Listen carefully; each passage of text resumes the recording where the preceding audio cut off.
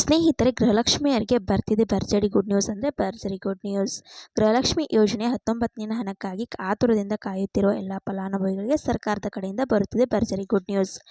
ಈಗ ಈ ಒಂದು ಗುಡ್ ನ್ಯೂಸ್ ಬಗ್ಗೆ ನೀವು ತಿಳಿದುಕೊಳ್ಬೇಕಂದ್ರೆ ವಿಡಿಯೋನ ಇಲ್ಲಿ ಕೂಡ ಸ್ಕಿಪ್ ಮಾಡದೆ ಕೊನೆವರೆಗೂ ನೋಡಬೇಕು. ಹಾಗೆ ನಮ್ಮ ಚಾನಲ್ನ ಇನ್ನೂ ಯಾರು ಸಬ್ಸ್ಕ್ರೈಬ್ ಮಾಡಿಕೊಂಡಿಲ್ಲ ಸಬ್ಸ್ಕ್ರೈಬ್ ಮಾಡಿಕೊಂಡು ವಿಡಿಯೋಗೆ ಲೈಕ್ ಕೊಟ್ಬಿಟ್ಟೇ ವಿಡಿಯೋ ನೋಡೋಕ್ಕೆ ಸ್ಟಾರ್ಟ್ ಮಾಡಬೇಕು. ಸ್ನೇಹಿತರೆ, ಗೃಹಲಕ್ಷ್ಮಿ ಯೋಜನೆಯ 19ನೇ ಕಂತಿನ ಹಣ ಯಾವಾಗ ಬರುತ್ತೆ ಅಂತ ಆತುರದಿಂದ ಕಾಯ್ತಾನೆ ಇದ್ದೀರಾ. ಸಚಿವೆ ಆದಂಥ ಲಕ್ಷ್ಮಿ ಹೆಬ್ಬಾಳ್ಕರ್ ಅವರು ಮಾಧ್ಯಮದವರ ಮುಂದೆ ಬಂದು ಹೇಳಿದ್ರು, ಗೃಹಲಕ್ಷ್ಮಿ ಯೋಜನೆ ಹಣ 2ನೇ ವಾರದಲ್ಲಿ ಜಮಾ ಮಾಡಿಬಿಡ್ತೀವಿ. ಹಣಕಾಸು ಇಲಾಖೆಯಿಂದ 2,500 ಕೋಟಿ ಹಣ ಬಿಡುಗಡೆ ಆಗಿದೆ ಅಂತ ಹೇಳಿದ್ರು. ಸ್ನೇಹಿತರೆ, ಆದರೆ ನಿಮಗೆ ಇನ್ನೂ ಗೃಹಲಕ್ಷ್ಮಿ ಯೋಜನೆ ಹಣ ಆದರೆ ಬಂದಿಲ್ಲ. ಈಗಾಗಲೇ ಹಣಕಾಸು ಇಲಾಖೆಯಿಂದ ಮಹಿಳಾ ಮತ್ತು ಮಕ್ಕಳ ಕಲ್ಯಾಣ ಇಲಾಖೆಗೆ 2,500 ಕೋಟಿ ಹಣವನ್ನು ವರ್ಗಾವಣೆ ಆದರೆ ಮಾಡ್ತಾ ಇರುವಂಥದ್ದು. ಆದರೂ ಇನ್ನೂ ಸರ್ಕಾರದವರು ನಿಮಗೆ ಹಣ ಜಮಾ ಮಾಡಿಲ್ಲ. ನೀವೆಲ್ಲರೂ ಪ್ರಶ್ನೆ ಮಾಡಬಹುದು, ಹಾಗಾದರೆ ಯಾಕೆ ಹಣ ಇನ್ನೂ ಜಮಾ ಮಾಡಿಲ್ಲ, ಯಾವಾಗ ನಮಗೆ ಹಣ ಜಮಾ ಆಗಬಹುದು ಅಂತ ನೀವೆಲ್ಲರೂ ಪ್ರಶ್ನೆ ಮಾಡಿರ್ತೀರಾ. ಯಾವಾಗ ಹಣ ಬರುತ್ತೆ ಅನ್ನುವಂಥದ್ದನ್ನು ತಿಳಿಸ್ಕೊಡುತ್ತೇನೆ. ಅದಕ್ಕಿಂತ ಮುಂಚೆ ನಿಮಗೊಂದು ಸಣ್ಣ ಇನ್ಫಾರ್ಮೇಷನ್ ಆದರೆ ಕೊಡಬೇಕು.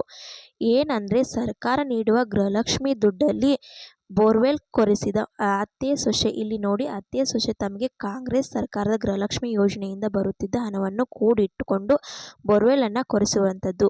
ಇಲ್ಲಿ ಚಿಕ್ಕಮಗಳೂರು ಜಿಲ್ಲೆಯ ನರಸಿಂಹರಾಮಪುರದ ಸೆಟ್ಟಿಕೊಪ್ಪ ಗ್ರಾಮದ ಜೇಮ್ಸ್ ಎಂಬುವರು ಕಳೆದ 2 ವರ್ಷದಿಂದ ಬೋರ್ವೆಲ್ಗಳನ್ನು ಕೊರೆಸಿದ್ದರು. ಅವು ವಿಫಲವಾಗಿದ್ದವು. ಆರ್ಥಿಕ ಸಂಕಷ್ಟದಿಂದ ಮತ್ತೊಂದು ಬೋರ್ವೆಲ್ ಕೊರೆಸಲು ಆಗಿರಲಿಲ್ಲ.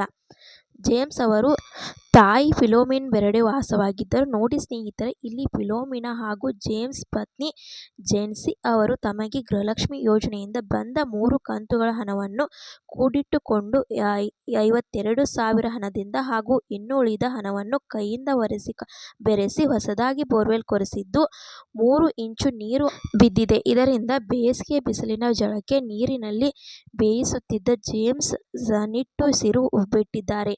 ನೋಡಿ ಸ್ನೇಹಿತರೆ, ಇಲ್ಲಿ ಈ ರೀತಿಯಾಗಿ ಗೃಹಲಕ್ಷ್ಮಿ ಯೋಜನೆಯನ್ನು ಕೆಲವರು ಉಪಯೋಗಕ್ಕೆ ಬರಲ್ಲ ಅಂತ ಇರ್ತಾರೆ. ಆದರೆ ತುಂಬಾನೇ ಪ್ರತಿದಿನ ನ್ಯೂಸಲ್ಲಿ ನೋಡ್ತಾನೆ ಇರ್ತೀರಾ. ಕೇವಲ ನಿಮಗೆ ಮಕ್ಕಳ ಶಿಕ್ಷಣಕ್ಕಾಗಿ ಉಪಯೋಗ ಆಗಿರುತ್ತೆ. ಇನ್ನು ಕೆಲವರಿಗೆ ಮನೆಯ ವಾಷಿಂಗ್ ಮಷಿನ್, ಫ್ರಿಡ್ಜ್, ಈ ರೀತಿಯಾಗಿ ಮಿಕ್ಸರ್ ಜಾರ್, ಈ ರೀತಿಯಾಗಿ ಏನೋ ಒಂದು ಉಪಯೋಗಕ್ಕೆ ಆಗಿರುತ್ತದೆ.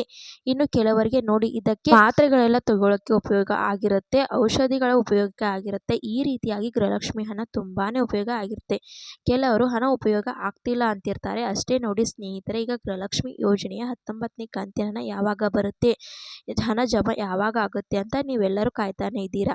ಈಗ ಸರ್ಕಾರದ ಕಡೆಯಿಂದ 2ನೇ ವಾರದಲ್ಲಿ ಕೆಲವೊಂದು ತಾಂತ್ರಿಕ ಸಮಸ್ಯೆಗಳಿಂದ ನಿಮಗೆ ಹಣ ಜಮಾ ಮಾಡೋದಕ್ಕೆ ಆಗಿಲ್ಲ. ನಿಜಾನ, ನಮಗೆ ಹಣಕಾಸು ಇಲಾಖೆಯಿಂದ 2,500 ಕೋಟಿ ವರ್ಗಾವಣೆ ಆಗಿದೆ. ಮಹಿಳಾ ಮತ್ತು ಮಕ್ಕಳ ಕಲ್ಯಾಣ ಇಲಾಖೆಗಾದರೆ DBT ಮುಖಾಂತರ ನಿಮಗೆ ಹಣವನ್ನು ಪುಷ್ ಮಾಡಿ ನಿಮಗೆ ಜಮಾ ಮಾಡುವುದಕ್ಕೆ ಕೆಲವೊಂದು ತಾಂತ್ರಿಕ ಸಮಸ್ಯೆಗಳಿಂದ ಜಮಾ ಮಾಡೋದಕ್ಕೆ ಆಗಿಲ್ಲ. 2ನೇ ವಾರದಲ್ಲಿ ಈ ಒಂದು 3ನೇ ವಾರದಲ್ಲಿ ನಿಮಗೆ ಪಕ್ಕಾ ಗೃಹಲಕ್ಷ್ಮಿ ಯೋಜನೆ ಹಣವನ್ನು ಜಮಾ ಮಾಡ್ತೀವಿ ಅಂತ ಸಚಿವೆ ಆದಂಥ ಲಕ್ಷ್ಮಿ ಹೆಬ್ಬಾಳ್ಕರ್ ಅವರು ಮತ್ತೊಂದು ಹೊಸ ಹೇಳಿಕೆ ಆದರೆ ಕೊಟ್ಟಿರುವಂಥದ್ದು. ಇದೇ ಏಪ್ರಿಲ್ 1ನೇ ವಾರದಲ್ಲಿ ನಿಮಗೆ ಗೃಹಲಕ್ಷ್ಮಿ ಯೋಜನೆ ಹಣ ನಿಮ್ಮ ಖಾತೆಗಳಿಗೆ ಬಂದು ಜಮಾ ಆಗುತ್ತೆ. ಸ್ನೇಹಿತರೆ, ಇದು ಸರ್ಕಾರದವರು ಕೊಟ್ಟಿರುವಂಥ ಅಪ್ಡೇಟ್ ಆಗಿದೆ. ನೋಡಿ ಸ್ನೇಹಿತರೆ, ಈಗ ಗೃಹಲಕ್ಷ್ಮಿ ಯೋಜನೆಯ 18ನೇ ಕಂತಿನ ಹಣ ಯಾರಿಗೆ ಬಂದಿಲ್ಲ ಅಂತಿದ್ದೀರೋ ನಿಮ್ಮೆಲ್ಲರಿಗೂ ಹಣ ಕ್ಲಿಯರ್ ಆಗಿದೆ. ಒಂದೊಂದು ಸಾರಿ ನಿಮ್ಮ ಅಕೌಂಟ್ಗಳನ್ನ ಚೆಕ್ ಮಾಡಿಕೊಳ್ಳಿ. ಈಗ ಗೃಹಲಕ್ಷ್ಮಿ ಯೋಜನೆ ಹಣ ಬಂದು ನಿಮ್ಮ ಖಾತೆಗಳಿಗೆ ಶೀಘ್ರದಲ್ಲೇ ಬಿಡುಗಡೆಯಾಗಿ ಜಮಾ ಆಗುತ್ತೆ. ಸ್ನೇಹಿತರೆ, ಕೆಲವರು ನಿನ್ನೆ ಹಣ ಬಂದಿದೆ ಅಂತ ಹೇಳ್ತಿದ್ರು. ಈಗ ಪ್ರತಿಯೊಬ್ಬರು ಒಂದು ಕೆಲಸ ಮಾಡಿ, ಗೃಹಲಕ್ಷ್ಮಿ ಯೋಜನೆ 19ನೇ ಕಂತಿನ ನಿಮಗೆ ಬಂದಿದೆಯಾ ಬಂದಿಲ್ವಾ ಅನ್ನೋದನ್ನು ಪ್ರತಿಯೊಬ್ಬರು ವಿಡಿಯೋಗೆ ಲೈಕ್ ಮಾಡಿಬಿಟ್ಟು ಕಮೆಂಟ್ ಮುಖಾಂತರ ತಿಳಿಸಿ.